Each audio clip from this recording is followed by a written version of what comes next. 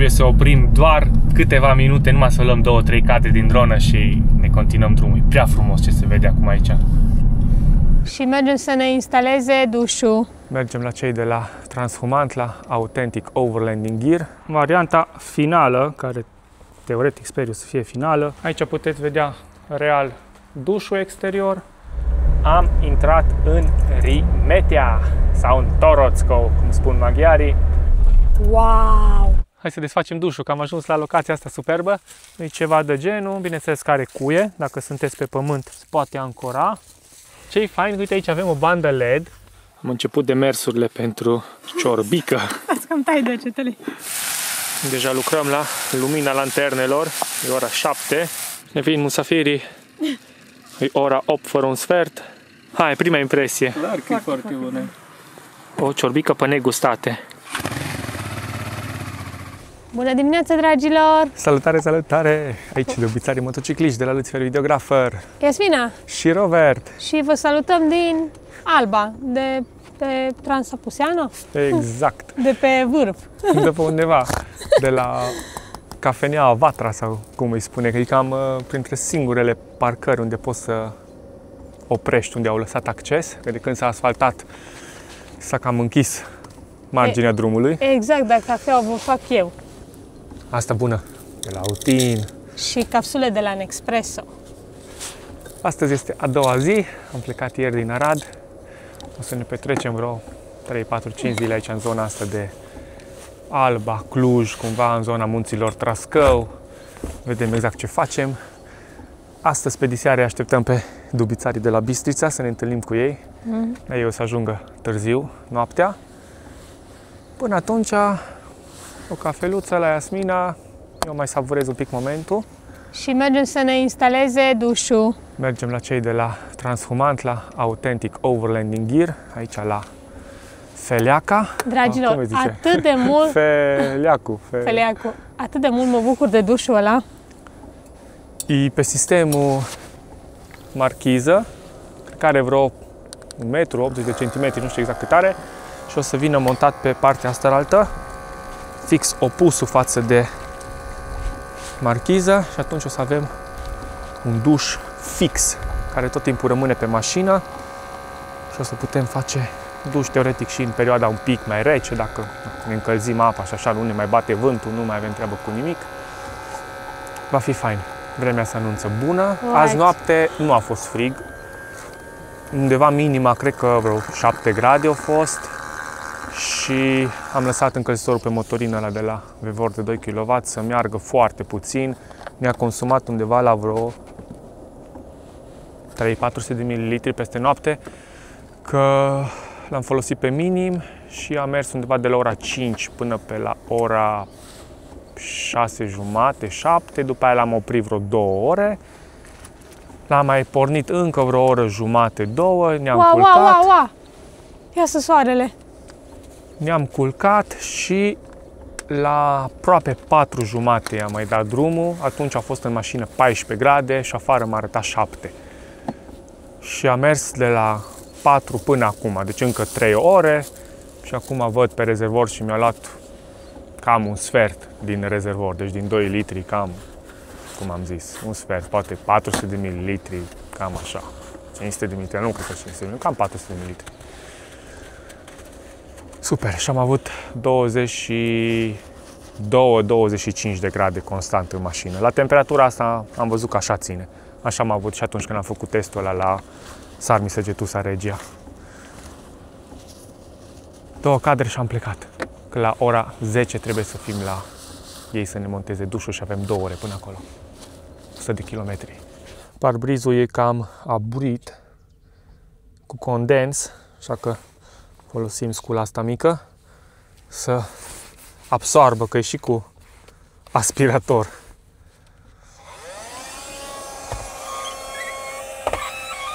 Uite așa, toată apa.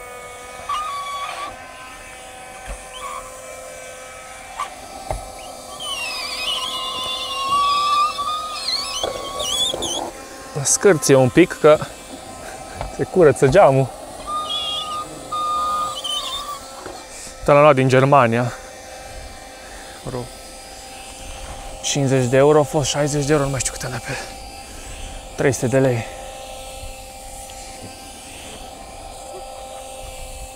Merge și pe exterior, nu ne mai complicăm cu ștergătoarele. Aici își adună apa.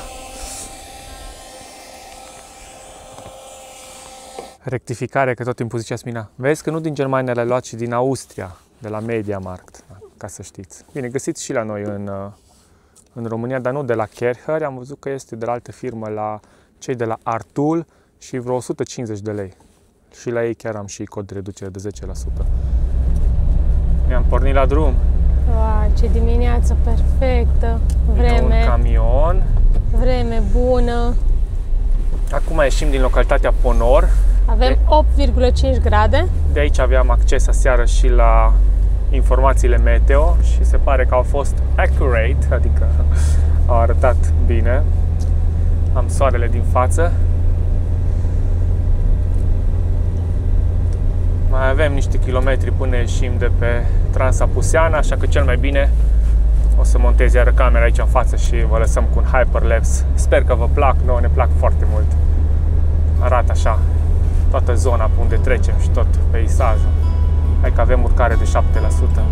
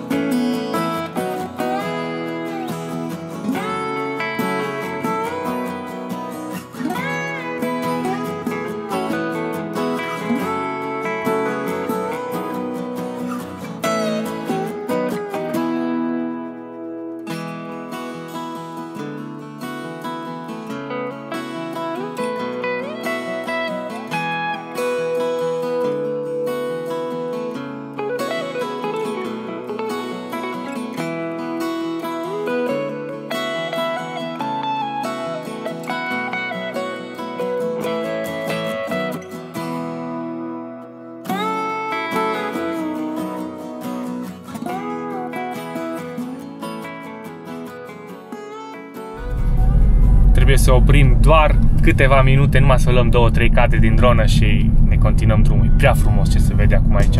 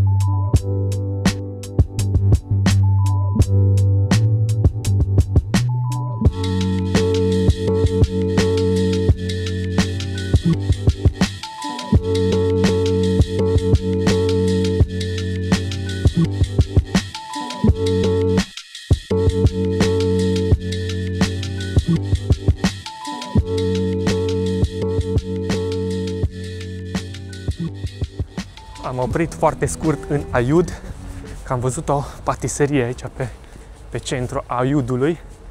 Când este foame, n-am apucat să mâncăm mai nimica, că ne grăbim să ajungem la Transhumant, la Authentic Overlanding Gear.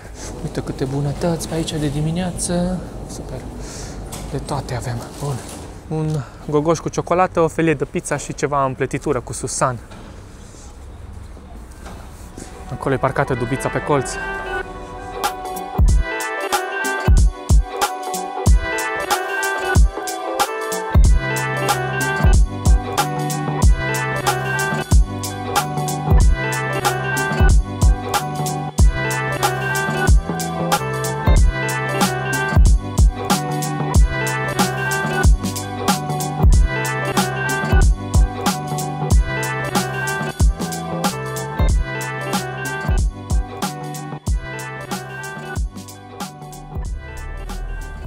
Ora 10 fix și am ajuns, o să și băgăm în hală.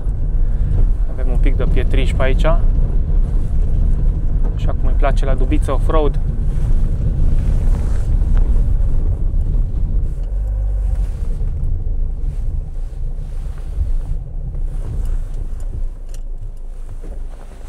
Și gata. Vrei să o desfaci tu? Nu neapărat. Cât are asta? 1 metru? 1,20 m? Cât? Am pregătit scara și aici o să vină undeva în prinderile astea. O să fie exact ca la marchiză. Tot așa cu niște L-uri din astea. Prinse în suporție. Aici am desfăcut unul din șuruburi. Exact ca la marchiză. O să-l bag un L aici. Și unul va veni aici. Deci avem distanță între ele vreo 60 de centimetri aproximativ. Dușul să rămână cumva în partea asta mai din spate. Cele două L-uri sprinse stau chiar țapăn.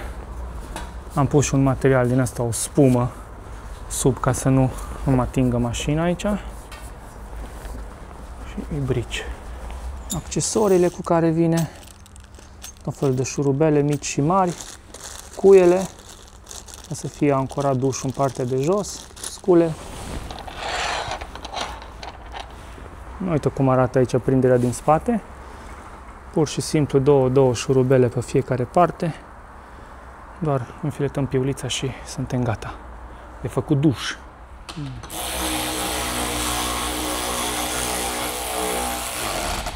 În cazul meu îi dăm o mică întăritură aici, că un pic flambează, că sunt foarte lungi brațele și la mine nu are pe ce să stea punct fix. Așa că facem o mică adaptare. Varianta finală, care teoretic sper eu să fie finală, am mai mutat o gaură ca să centrez asta cât mai pe mijloc, să opresc din balans. I-am dat și o întăritură aici să fie cu dublu. Iar aici în spate a rămas la fel, dar am mutat o găurică. Că am desfăcut mai înainte dușul și mai aveam atâta spațiu aici, numai bun. Aici să coboare perfect lipit de mașină. Și cam asta e ideea. Având în vedere că toată lucrarea este gata, imediat ne pornim la drum, mergem în zona aia de Trascău, dar înainte să plecăm, să lăsăm pe Chivi să ne spună 2-3 cuvinte despre ce puteți găsi aici la el, că evident știe mai bine decât aș putea eu să o fac. Puteți găsi, tot ce găsiți pe authenticgear.ro găsiți și la showroom-urile noastre din Cluj și București, momentan. Avem corturi, hardtop, softtop, un pic diferit, metal top de aluminiu, frigidere și marchize. Marchizele cel mai probabil le-ați văzut mai mult deja la Luții pe mașină. Curând, adică începând de weekendul acesta, vom avea Black Week, pentru că vă dăm mai mult de un Black Weekend, vă dăm un Black Week de reduceri, așa că vă așteptăm la noi pe site să vedeți fiecare produs, iar acolo veți găsi toate reducerile de extra final de sezon. Ați văzut, dragilor? Știți ce aveți de făcut? Un ochi pe site, vânați acolo modificarea de prețuri, nu? Da. O să se întâmple cât de curând. Exact. Vineri seara la ora 12 se vor updata toate prețurile. Și în cazul în care nu găsiți o reducere mai mare de 5%, folosiți cu încredere Luții 5 și veți beneficia de 5% reducere. Da, pe lângă reducerile pe care le veți vedea, vor fi undeva între 20 și 30% reducerile, puteți beneficia cu codul Luții 5 de o extra reducere. Astea sunt corturile pe care le avem de închiriat, pentru că avem și de închiriat corturi. Acum le pregătim de curățat, că numai ce au venit din tură și sunt gata, ready to use. Măcar vă faceți o idee, scoateți la un test de weekend. Exact asta a fost motivul pentru care am început partea de închiriere, pentru că avem foarte mulți clienți care doreau să le încerce prima dată înainte de a cumpăra, pentru că înțelegem, este o sumă destul de mare de investit în ceva care nu știi dacă îți place sau nu. Aici puteți vedea real dușul exterior, marchiza pe care o am eu de 2 Doar că metri. tu ai pe cea de sus. Da, asta e Asta 2 e de metri. 2 metri și cea de sus e de 2,5. Iar cea de la mijloc e un 180 care se deschide cu ambele brațe cu freestanding. Asta de obicei folosesc Ăsta pe va jeepuri. fi un prototip. Va fi disponibil începând de la anul. Încă nu-l găsiți pe site. Avem doar câteva modele de test. Suntem încă în teste, suntem foarte mulțumiți de ele și vor fi disponibile la anul. Vrei să vezi cum arată? Cei cu Jeep sunt cu dedicație pentru ei, pentru Jeep și Rocky, pentru că e o mașină destul de mică, nu merge, vezi că prinde husa, exact. Doar că n-am aici loc să o deschid complet. Da, ideea se înțelege. Deschide și celălalt braț, e aici. De dincolo. Uite ce faine sunt astea. Da, și este cu freehold, prinde și tu piciorul, așa, ăla. Uitați cât e de fain. De cei cu dedicație, pentru că în primul rând sunt mașini mici și nu pot să-și pună marchiză de 2,5, asta e de 2. Și în al doilea rând e cu dedicație pentru ei, pentru că portbagajul li se deschide cum se deschide și ție. Deci soluții se găsesc. Exact. Perfect. Și marele avantaj e cu freestanding și are și LED.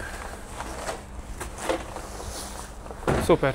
Știți unde găsiți? Pe authenticgear.ro. Și să urmăriți activitatea, uite, pe Transhuman, că fac activități faine. Off-roadeală cât în cape. Da, avem clasicele evenimente, deja de 6 ani, în care organizăm expediții în țară.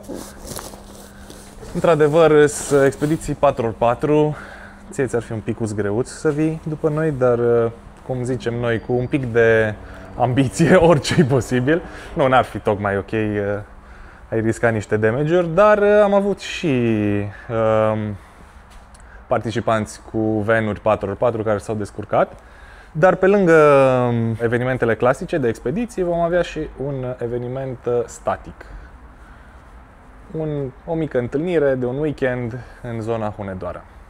Așa că stați cu ochii pe ei și cu ochii pe noi și ne auzim. Plecăm la drum.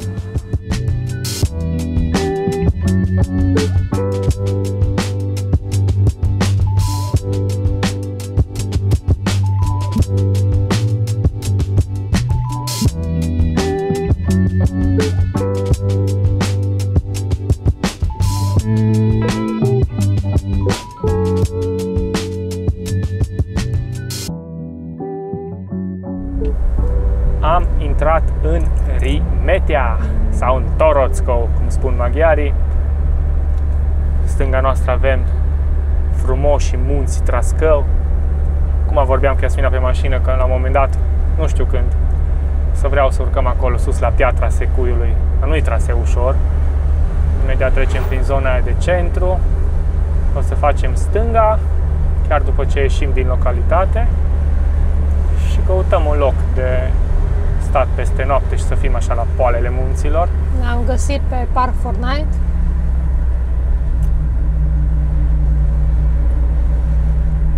Uite că e trecut pe Google Maps, scrie Camping Cupa Măgura 7 sau ceva de genul scrie. De aici m-am luat eu odată magnet. Da, din stânga. Și aici în dreapta începe centru pietonal, cum ar fi.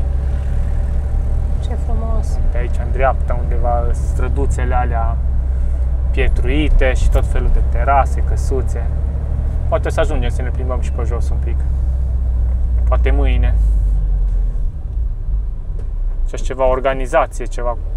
Uite că-s plin de jeepuri și toate au același sticker pe ele. Ăla galben pe margine, nu văd ce scrie.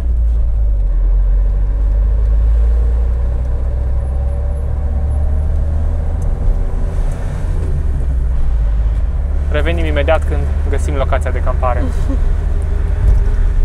Wow! Chiar la ieșire din Rimetea, mai merge cam 200 de metri și atunci faceți stânga și uite ce faină locația. Noi aici n-am mai fost. Noi am mai văzut o locație când am fost cu niște miri la un treci de dres, din asta o ședință foto-video după nuntă, dar chiar din centru de la Rimetea, știu că am lăsat mașina în față la o poartă și un drum așa pietruit și la un moment dat ajungi pe o pajiște cumva. Dar aici se pare că e un loc Ce frumos e! mai dedicat pentru asta cu mașina. De-aia Da, uitați că sunt acolo niște rulote. De-aia e și trecut pe Park Fortnite. Super!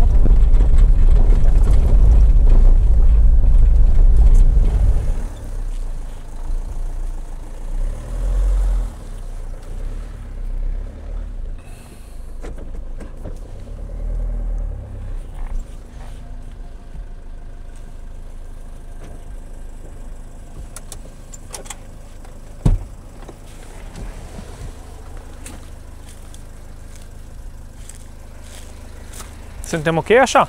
Da, da! Hai să desfacem dușul, că am ajuns la locația asta superbă. Aici am pus apa afară, mai scolas un pic la soare, poate mi se încălzește, văd.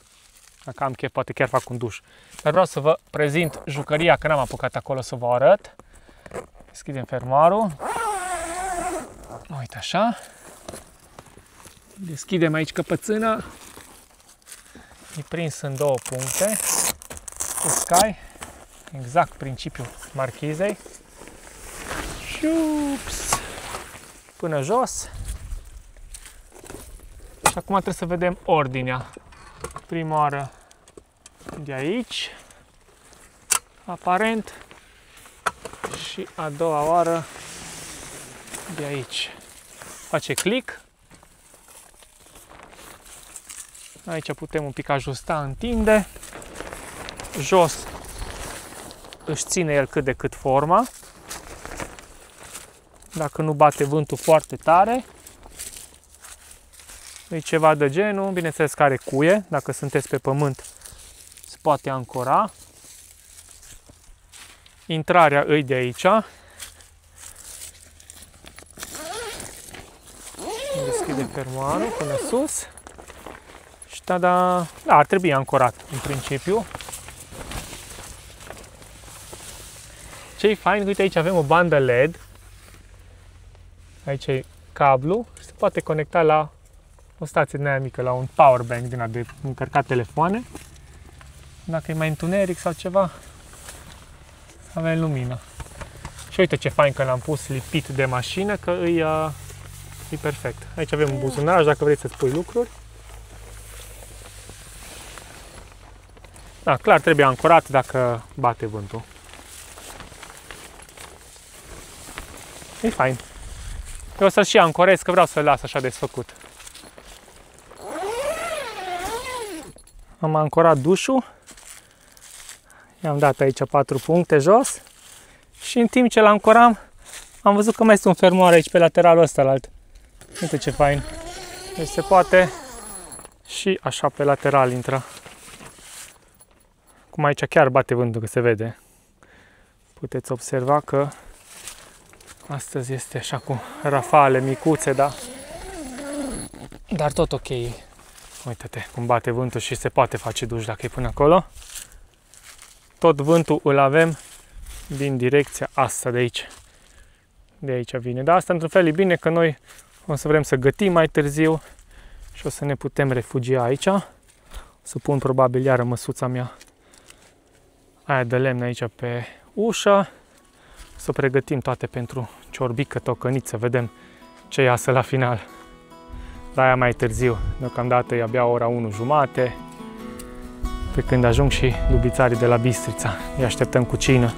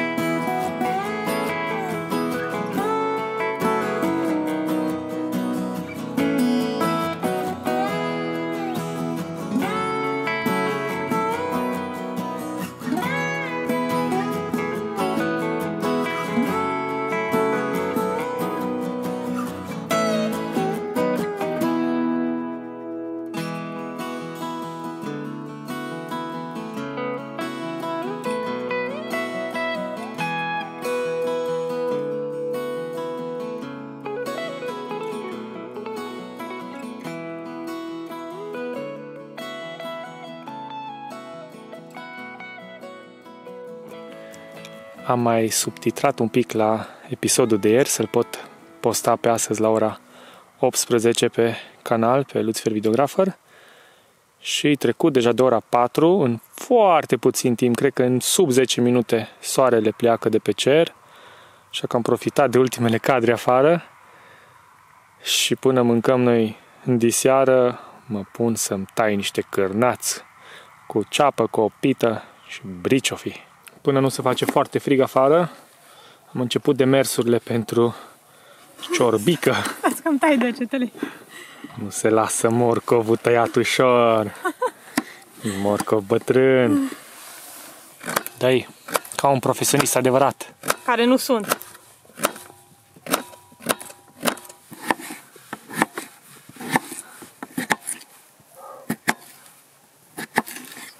Între timp a mai venit aici o rulotă cu o mașină. Încet, încet se întunecă. Noi avem toate pregătite. Așteptăm doar să dea un semn tinerei când mai au o oră până la noi să punem totul la foc. Uite aici, totul pregătit. Numai să-i dăm o cheie la butelie. Deja lucrăm la lumina lanternelor. E ora 7. Rântolim aici un pic toate chestiile. Ne vin musafirii. E ora 8 fără un sfert. Ciorba imediat gata. Și ajung și ei. Beznă aici.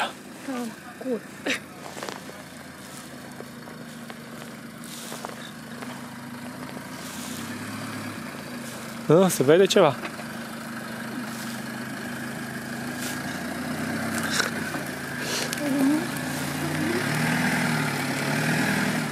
Imediat se face lumină în sat. O să-i dea drumul la niște LED-uri. Până una alta, aici îi luna, ce fain îi. Camera nu captează, dar chiar e lună plină și lumină destul de faină aici. Hai să vedem imediat după ce dă drumul la LED-uri. Uite acolo. Altfel mâncăm cu lumina asta. Altă treabă. Oricum sunt vreo 4 grade acum afară, deci ar trebui să se echipeze și ei corespunzător. Și între timp, aici e cam gata treaba. Are 50 și un pic de minute de fierbere. No. Ba da, ba da. Uite aici. Lux. Prefacem că e bun. Nu te prefaci să fie bun. Foarte bună. Hai, prima impresie. Clar că e foarte bună. O ciorbică pe negustate. O culoare are. Miros, Are și gust. culoare, textură, tot ce trebuie. Hai să vedem aici ce zice Asminel. A sonecat. Mai trebuie piper în el?